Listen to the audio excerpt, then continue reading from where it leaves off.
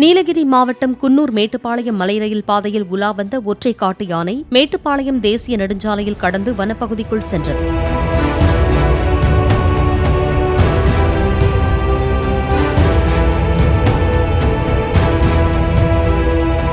காட்டு யானைகள் நடமாட்டம் அதிகம் இருப்பதால் பிரதான சாலையில் பயணிக்கக்கூடிய வாகன ஓட்டிகள் கவனத்துடன் பயணிக்க வேண்டும் என வனத்துறையினர் எச்சரிக்கை விடுத்துள்ளனர்.